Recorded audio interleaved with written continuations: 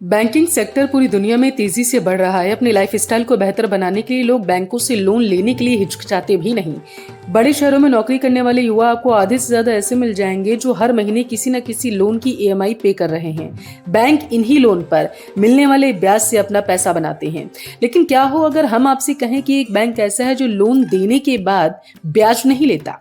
चलिए आपको इस बैंक के बारे में बताते हैं, लेकिन उससे पहले जल्दी से मेरे YouTube चैनल बेबाक पल्लवी को सब्सक्राइब करके बेल आइकन दबा लीजिए ताकि हमारी आने वाली हर वीडियो आप तक पहुंचे सबसे पहले।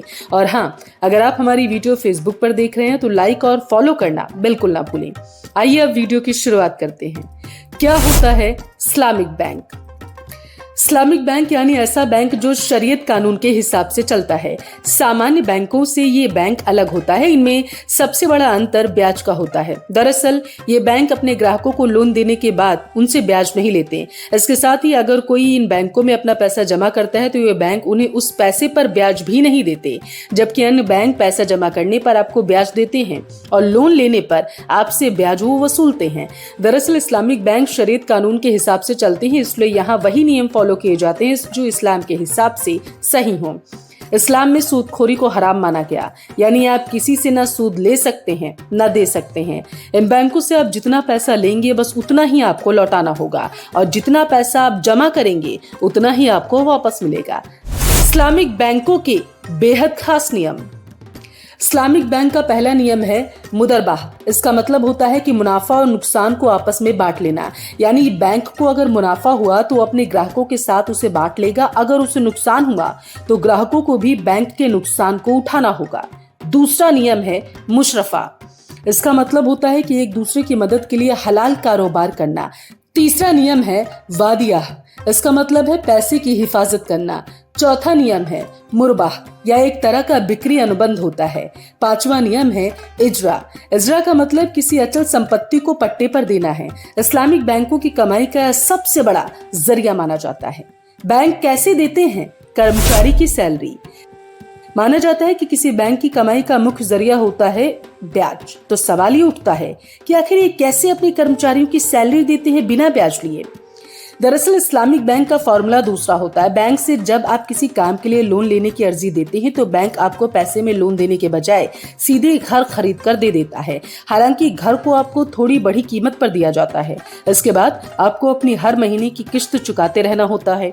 लेकिन बढ़े दाम पर घर आपको देने से बैंक को जो फायदा हुआ उससे ही बैंक अपने जरूरी काम करता है, अपने कर्मचारियों की कह दे तो सैलरी देता है। इस्लामिक कानून के तहत पैसे कमाने के 3 ही साधन बताए गए: खेती, शिकार और खनन। इसके अनुसार फिक्स्ड इनकम और ब्याज देने वाली सिक्योरिटीज मसलन बॉन्ड्स, डिबेंचर्स आदि का इस्लाम में अनुमति ही नहीं। हालांकि इस्लामिक कानून में सुकूक की अवधारणा है जो बॉन्ड के रूप में शरिया आधारित फाइनेंशियल प्रोडक्ट है। इसके अलावा ये बैंक मकान, दुकान, घर बनाने वाले भूखंडों आदि पर निवेश करते हैं। मलेशिया में खुला था पहला इस्लामिक बैंक। दुनिया भर में पहला इस्लामिक बैंक मलेशिया में 1983 में स्थापित किया गया।